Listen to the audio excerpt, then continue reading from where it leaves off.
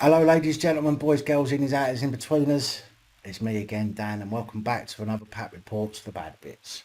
It is Monday, August 24th, 2020. A convicted paedophile with, quote, appalling, unquote, history of sex attacks and exposure has walked from court despite the judge calling it a huge risk.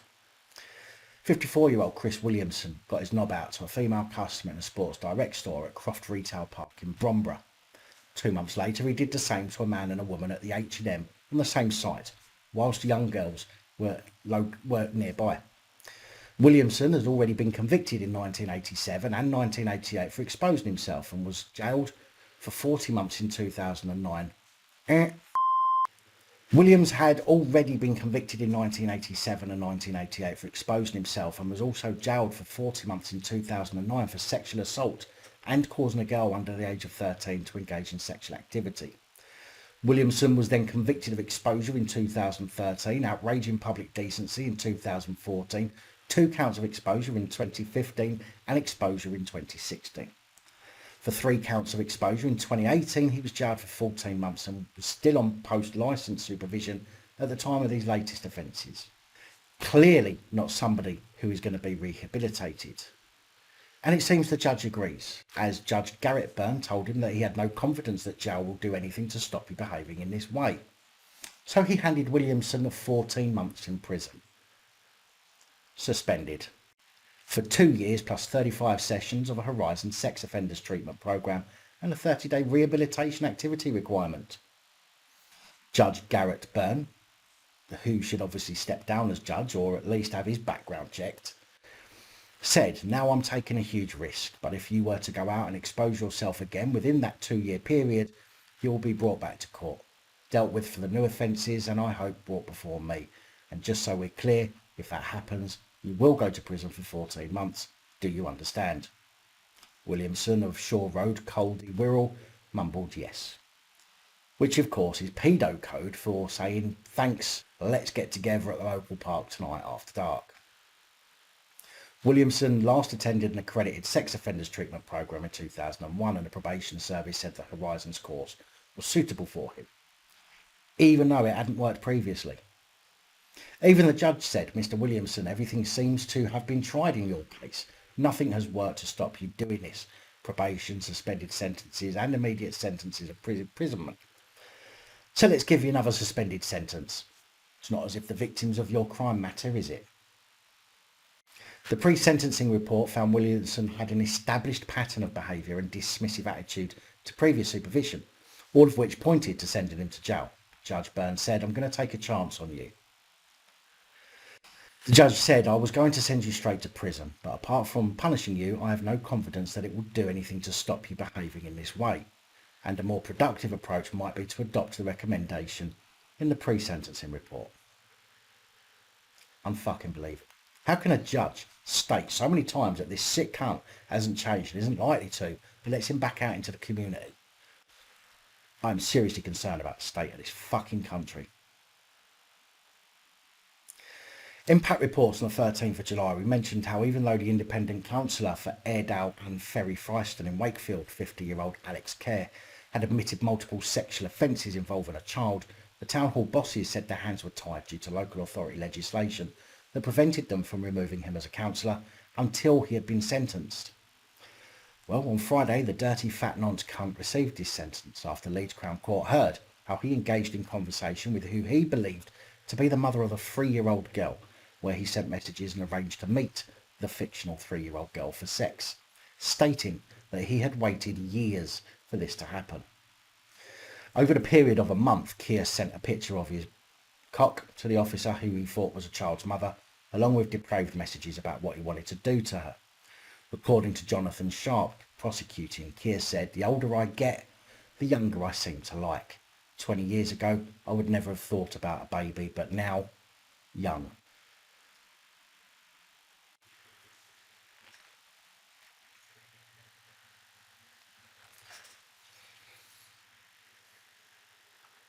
Mr. Sharp said the defendant met with the undercover police officer and had agreed to meet again with the fictional 3-year-old on August 19, 2019. But he was arrested 3 days before. Keir had told the undercover police, "For years I have waited for something like this to happen." Judge Simon Phillips QC told him, "I have no doubt that if that 3-year-old girl had existed, you would have intended to carry out your degenerate predatory plans against her. This is a deep-seated degeneracy on your behalf, as illustrated by the communications that you have made, and you have been interested in little girls for as long as you can remember, and that you have waited years for something like this to happen." Michael Collins, defending, told the judge his client welcomed the arrest as he needed help with a long-standing addiction to pornography.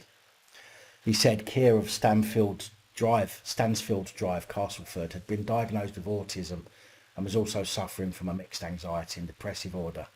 I mean, of course, it's only a matter of time before that old fucking chestnut pops up, doesn't it? You dirty, filthy, vile, fat cunt. Yvette Cooper, MP for Normanton, Pontefract and Castleford, said this was a truly awful crime and it is terrible to think of the impact on children from cases like this. The sentence also means that the perpetrator can finally be removed from Wakefield Council. And given how serious the offence was, Wakefield Council should have been allowed to suspend him as soon as he was charged and to remove him completely as soon as he pleaded guilty. The law on this doesn't work, and I'm calling on the government to change it so councils can take immediate action in a case like this. Children's safety must be the absolute priority. I can't see how an admission of guilt can't be taken as a factor with councillors or any MP or public official. Anyone who admits their wrongdoing, even if they're not yet found guilty, should be taken from their respective positions immediately and not left to potentially go on abusing their positions. I mean, this fat fuck is clearly another candidate for the fucking hangman's noose, in my opinion. Now, as we already know, the BBC are a bunch of pandering social justice warrior criminal concealing dirtbags with a history of biased news and criminal cover-ups. Well, now we face a further challenge, which I would suggest, if this doesn't make you think twice about getting off of watching live TV and watching catch up instead, so you don't have to keep paying them the ridiculous amount of money they then take for wages, then I don't know what will. The BBC could be about to drop the patriotic and historic songs you have come to expect on Last Night of the Proms, if you watch such programmes, such as Land of Hope and Glory and Rule Britannia, all in the wake of Black Lives Matter protests. Organisers of the show are said to be looking to provide a more inclusive running order this year after several weeks of protests and a re-examination of parts of the UK's colonial legacy. Yeah, because as I've said many times before, all of our history that doesn't sit well with people should be erased and forgotten about, right? Dalia Stasevska, who is conducting the Proms finale on September the 12th, is said to be a big supporter of Black Lives Matter and thinks a ceremony without an audience is the perfect moment to bring change. Yeah, because while the cat's away, the mice will play, especially when there's nobody there to protest it. The BBC, of course, are trying to make out it's a good thing in light of the coronavirus pandemic, as there is normally 80 musicians alongside 100 in a choir, but due to social distancing, the Proms will be performed with a much smaller orchestra and only 10 singers. Jan Younghusband, head of BBC Music TV Commissioning, said, "We have had a lot of problems about how many instruments we can have. It is hard to know whether it is physically possible to do Rule Britannia. Some of the traditional tunes, like Jerusalem, are easier to perform. We also don't know if we'll be in a worse situation in 2 weeks' time." Well, here's an idea for you, Jan. Why don't you get the choir and the orchestra to practice it? No point in guessing whether it can be done or not. Get them to actually practice it, or don't they have to do a practice in the run up to this huge event? Critics have questioned the line "Britons never, never, never shall be slaves," considering the nation's involvement in the slave trade. Both songs are favourites for prom fans who often enthusiastically wave flags and sing along, but according to the Sunday Times, BBC producers are currently in discussions about removing them from the set list. The Proms were founded in 1895, and the BBC has run the concert since 1927 on TV, radio and iPlayer. The final night normally attracts tens of millions of viewers and listeners around the country. But I doubt it will hit that many users this year if this goes ahead. In fact, I think everyone, should switch over to another channel and boycott the BBC for the entire day. Record your programmes if you want to watch them later, but just everybody boycott them for a full 24 hours. In fact, boycott them for good. It's not like EastEnders is anything like it used to be anyway. This is a slow and steady degradation and indoctrination of the nation by degradation and indoctrination by the nation. That could be put into a rap song. This is a slow and steady degradation and indoctrination of the nation by pandering of the highest order to organisations that have been given a perceived power because governments and corporations have lost their backbones, and instead of saying a hard no, they fold like a piece of wet fucking paper, bend over, lube up for all and sundry to Roger and Silly. Wasfi Canny, chief executive of Grange Park Opera in Surrey, has said she would welcome the removal of the anthems. The 64-year-old's parents sought refuge here in the UK after the partition of India in 1947. But yet us honkies are so horrible and racist that you've had the opportunity to become chief executive of the Grange Park Opera. Okay then. Look, take this how you will, this is a simple statement, but if everyone's so upset with us whiteys, and we're all so bad, why does everyone want to come here? That's a genuine question. If I don't like somewhere or someone, I don't go there or visit them. It's not fucking rocket science at all. But everybody wants to come to Britain. So are we really that fucking bad?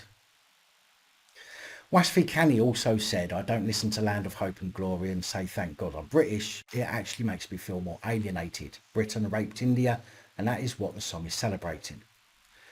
Well, how about the people that feel alienated because they have to listen to a call to prayer, for example, or because they're arrested for preaching the word of God, of their God, while others get a free pass to do just that? And there's dozens of other examples of this alienation that is felt not just by BAME folk. Let's use call to prayer as an example for one moment. Do you think the mosques in Indonesia, Pakistan, Bangladesh, Middle East or North Africa will stop their call to prayers because those who don't believe in their God don't like it? What the fuck? So why do we have to forget about the heritage and history in favour of not hurting a few people's feelings? Former Conservative Party campaign manager, 49-year-old sick cunt Mark Larigo, was arrested in November 2018 by the National Crime Agency after an investigation uncovered that he was sending and receiving child abuse images and was involved in a WhatsApp group with other sick cunts discussing the sexual abuse of children.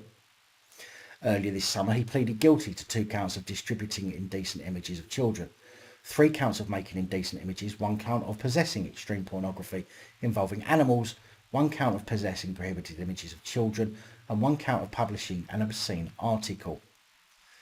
Larigo of William Bistro Road, Coventry, had an iPad which contained a total of 1,005 illegal images, including 146 classed as Category A, the most serious, showing abuse pictures of children, and 258 images of extreme pornography. He also had a laptop which contained evidence of a total of 414 illegal images, including 59 Category A. Following his guilty pleas earlier this year, Larigo was dismissed from the party after previously being suspended, pending the outcome of court proceedings. Well, this dirty, depraved piece of shit appeared for sentencing on Friday 21st at Warwick Crown Court, where he was given 2 years in jail, suspended for 2 years, as well as 150 hours unpaid work and being made subject to a 4-month electronic curfew between 8 p.m. and 6 a.m. Larigo will also have to sign the sex offenders register for 10 years and also has a decade-long sexual harm prevention order against him. 4 electronic devices will also be forfeited, and Larigo will cough up £670 in court costs. Exactly the kind of punishment a dirty nonce cunt who has been discussing child abuse and swapping images with other dirty nonces needs. I'm sure he feels very punished. A big thank you to all of the channel supporters, especially channel Patreon supporters, and those of you who sit through these, quite frankly, disturbing reports. And that's all I have for you in today's Too Much for YouTube. Please like, comment, share and subscribe. Let me know your thoughts, as know many of you will. And until next time, stay safe, look after each other, film the police and other officials. Good night, all. Thank you for taking the time to watch this video. If you like the content and you'd like to help support the channel, you can do so. In the description of every video there are some links to ways that you're able to help support the channel so I can continue putting out content. If you're unable to help us in that way, hit that subscribe button up the top there. If you haven't already, become a subscriber. That is support enough. Share the videos, comment, like, it all helps. If you're looking for something else to watch, up top there is my latest video. Down the bottom there is a video that YouTube recommends for you.